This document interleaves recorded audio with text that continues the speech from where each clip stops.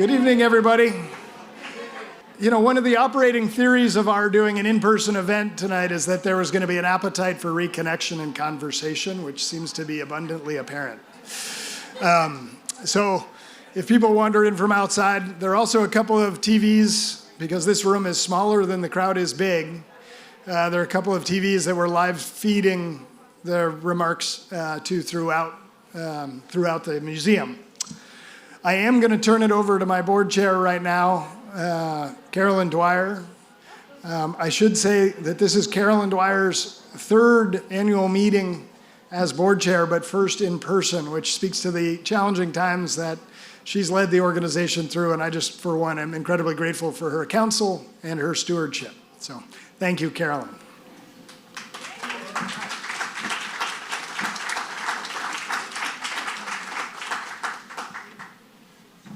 Well, thank you, Dan, and thank you to the staff who pulled this fantastic event together for us today. And thank you to all of you for joining us. It's really special to be here together. This annual meeting came to mind for me recently when I heard a foundation president speak about what inspires people to give to their foundation. He said it was three things: passion, excellence, and confidence. And while he was speaking to the motives about what make people want to give charitable contributions, I immediately thought of the Vermont Community Foundation and how well it captures our work. There is no question that this room, and well beyond this room, is filled with people who have passion for the work. From kids to climate, all areas of the opportunity gap, you can feel, you can see the passion for the work. Our organization, our partners are defined by their excellence. There is no question they are just simply good at what they do. And there's confidence in what we do. No better example of this than the COVID Fund, raising $10 million and dispersing at a time when Vermonters needed it most. At a time of crisis, people turned to be of help and to seek help because they had confidence in us and in our partners. Passion, excellence, and confidence. We should all share pride in being involved with an organization that inspires these things. And we should be especially proud that this passion, this excellence, and this confidence came at a time during an unprecedented pandemic. As we gather here tonight, I wanted to share one of my favorite quotes. It's from General Colin Powell, who said, "Always show more kindness than seems necessary because the person receiving it needs it more than you will ever know." This, to me, is the root of philanthropy, the spirit of giving without truly understanding how much the help and the kindness is needed. It's true of our funders. It's true of our nonprofit partners. It is true of every person who contributed to our COVID relief fund, not knowing the names of the people they would be helping, but certain in the fact that the help and the kindness was needed more than they would ever know. So to our staff, on behalf of the Board of Directors, I want to express our deep gratitude for all you've done to help us work towards our vision of a better Vermont. To our funders and their commitment to place-based philanthropy. To our nonprofit partners who make closing the opportunity gap their life work. I want to recognize your kindness. I want to recognize your generosity to the people you may never meet, but who need that kindness and generosity more than you'll ever know. So with that, thank you for joining us tonight, for being there for Vermonters every day, and for all the good you do in our community. Dan?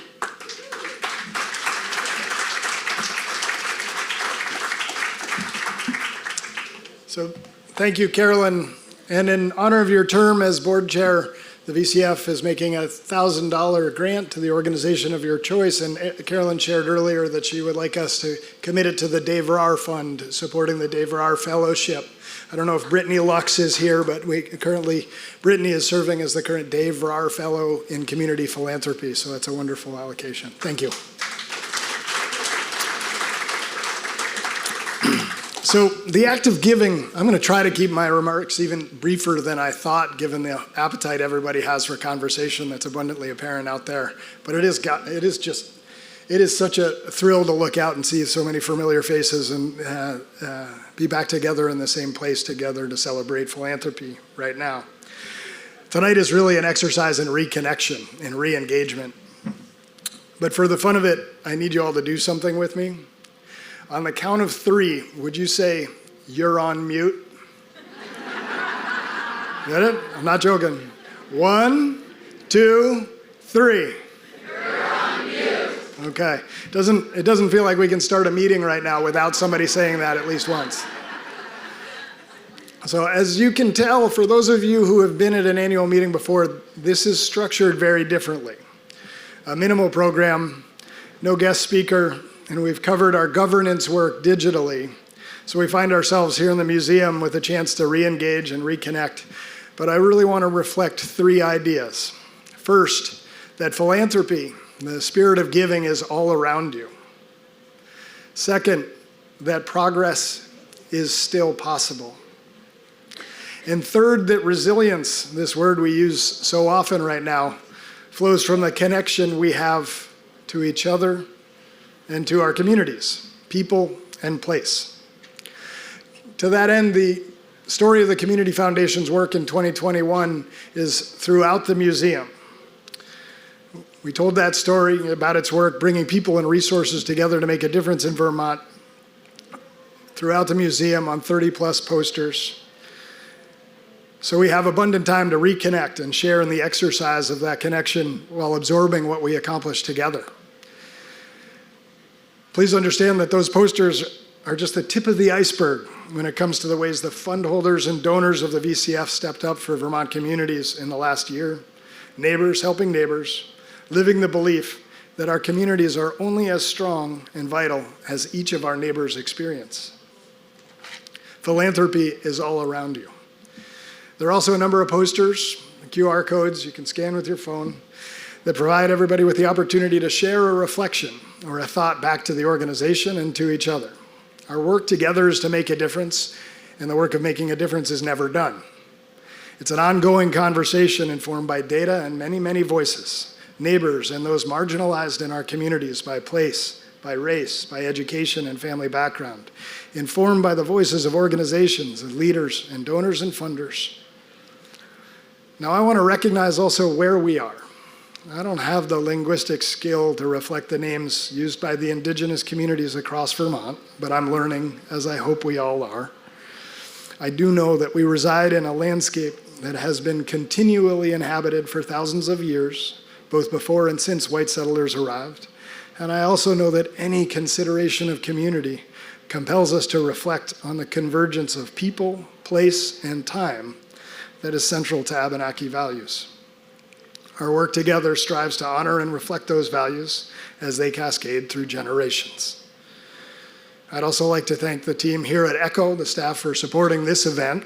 I'd like to thank the team at Atomic Pro for the sound and the technology associated with it, and the team at Sugar Snap for preparing the food and sharing with us tonight. Gratitude is always a good place to start. Actually, there's a creamy stand outside. Creamies are also a good place to start. But I'll go with gratitude for now, and I'll meet you at the creamy stand as soon as I get through this. But saying thank you is a form of connection. So I want to express my gratitude for our funders who have affirmed for us the belief that progress is possible in Vermont communities.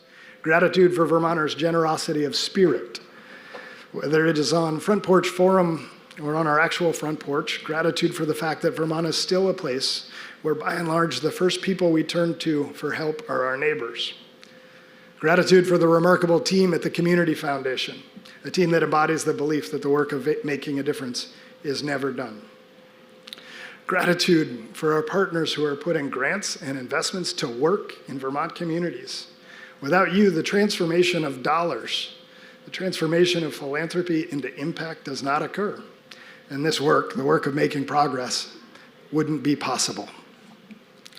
So I want to say thank you to everyone here tonight, many who couldn't make it for all the reasons we understand too clearly right now. Thank you for your faith in the belief in philanthropy and the fact that progress is still possible and your willingness to reconnect. So with that gratitude, we can't obscure the reality that there are still some big headwinds right now. Inflation and a looming recession, a housing crisis, extremism, white nationalism, populism, global instability, climate change and climate migration, inequity, inequality, and a commensurate crisis of faith in our institutions, public and private. And yet at this moment, there's hope, right? Vermont is actually making incredible progress to close the opportunity gap. We're living actually right now in one of the very best times to be young in Vermont in generations. Childcare, looking down at Rick Davis and Let's Grow Kids. We're on the doorstep of universal access to high quality early childhood care and education thanks to Let's Grow Kids and its coalition. The cost of college and the clarity about the careers to which programs lead, the work of the McClure Foundation and its clarity about direction and what that means for Vermont's next generation, the work of the Curtis Fund, a robust local food system and innovative strategies for conservation and land access, thanks in part to the leadership of the High Meadows Fund over the last 14 years, a vibrant entrepreneurial sector led by Launch VT and VSAT and the Center on Rural Innovation, incredible investments in downtowns like the Putnam Block, Depot Square, and St. Johnsbury, a consciousness about the structures of inequity and the opportunity gap they sustain. The presence of that awareness and these elements are the kinds of conditions that close the opportunity gap, that allow people to move forward instead of being held back. They're good examples of progress being possible. Progress doesn't mean we don't have work to do. The news out of Canaan, Vermont last week, and almost any national news story down the wire, we've got our work cut out for us. But what it means is that progress is possible when we look to each other. That's what I hope you see reflected in the stories that are placed throughout the museum tonight. We hope you see 5 years of growth in philanthropy, of closing the opportunity gap and demonstrating that progress is still possible. You'll see growth in impact, scale, and relevance, driven by curiosity, ingenuity, and a willingness to explore. You'll see that VCF donor-advised fund holders made possible back-to-back years of our highest ever grant-making totals, $32 million in 2020, $45 million in 2021. Combined with our mission investments and program expenses, more than $65 million active in Vermont communities in 2021 through the Vermont Community Foundation. You'll see doors opening in every direction, to education, to childcare, doors open to housing, doors open to healthcare and recovery and care for mental wellness, doors to jobs and opportunity and after-school programs. And most importantly, you'll see those doors being held open for those Vermonters who need it most. I was at a ribbon cutting last week at the River Run project on Route 100, project of the Lamoille Housing Partnership last week. Speaker there, I think her name was Christine, talked about fleeing her abusive husband, spending a year in the Golden Eagle Motel in the middle of the pandemic. She talked about what it meant to have a door open to a new apartment for her at that River Run housing project. It wasn't just a door to a new apartment, it was a door to a new future. It was funded by a number of partners, Evernorth, VHCB. Our lens into it was through an investment we had with the Vermont Housing and Finance Agency, an investment that has leveraged millions of dollars in public and private funding and been a part of projects in Bellows Falls, Brattleboro, Rutland, Stowe, Morrisville, and St. Johnsbury, 157 new doors opening across the state. Now, when it comes to investments, I suppose we could be in Bitcoin, but I'd rather be in Bellows Falls. You got that, Rick? Thanks. You know, this foundation, kidding aside, this foundation is at the front edge of investing its resources, not just with grants, but with actual investments in Vermont communities. And we've heard from many of you how big a difference that makes. So progress is possible. And the stories out there on the posters show it. So take your time, walk around, look at them. The Vermont Women's Fund, Women Can Thrive Endowment campaign off to an incredible start. The Samara Fund, over $1 million in enduring support for Vermont's LGBTQ community. The High Meadows Fund, reimagining itself into the new Daybreak Fund for climate and community resilience. The McClure Foundation's incredible promise of a free degree at the Community College of Vermont. The Curtis Foundation's recent commitment to increase its scholarship. Together, those two commitments mean $2.5 million a year for the next 5 years on college and career training for Vermonters. The Curtis Fund's endowment campaign is suitably named the Opening Doors Campaign. Mission investments like the ones I mentioned, and those fostering the growth of exciting companies like Glavel and Working Fields, and critical projects like broadband expansion and the acquisition of fiber for rural communities. These stories, alongside each and every other story, are powered by generosity and insight, and they're powered by creativity, and they're powered by partnership. Progress is possible when these things converge. And they converge right here in this organization, in this room, out on that patio, upstairs, in this foundation, this ecosystem of philanthropy. Convergence, like the convergence at Wantastaguk, a sacred place of the Elnu and the other bands of the Abenaki, where the Connecticut and West Rivers come together in Brattleboro, and where brilliant work of the Atoe Project represents the restoration of vital relationships between people and each other, and people and place. Progress is possible. And Vermont is making progress at a time when I think we all need to see it. And it's possible in many ways because philanthropy is all around us. So what do we see ahead? We see more work to do. The headwinds are real. And what's more challenging, I think, is that the headwinds are consistent enough and strong enough to uproot a generation's faith in the collective enterprise of our democracy. I talked to a young person recently, age 15 or so, and she asked point blank, what has democracy done for me? School safety drills because we've sold so many guns and can't regulate them. The likelihood of a 50-year rollback on abortion rights. She talked about climate change. She talked about student debt and the odds against owning a home in the place she's grown up. These aren't unreasonable questions from a young person who's 15 right now. And as adults, we can explain and we can complain, right? Kids these days. And we can explain schools, roads, parks, all these things, you name it. But to steal a line from a political professional I know, when you're explaining, you're losing. These aren't unreasonable questions. And over the last few months, we've been reflecting at the Community Foundation on the role of this organization. We see the role for community philanthropy in rebuilding that faith, that sense of connection, and we built a business and an operational plan to do it.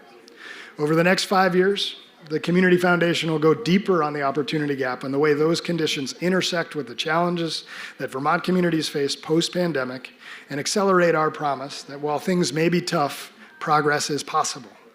We're committed to redoubling the efforts of the community philanthropy to ensure that Vermont is at its best and that Vermonters can be at their best.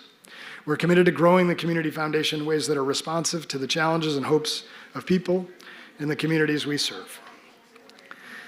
In the course of our planning, we sent our membership a survey and we heard loud and clear concerns about jobs, affordability, entrepreneurship, housing, climate, equity, diversity, just to get started. We heard the desire to see Vermont institutions, public and private, get away from a mindset of crisis management into one embodied by a vision and a longer view. And as a platform for enduring support for Vermont communities, that long view is our North Star.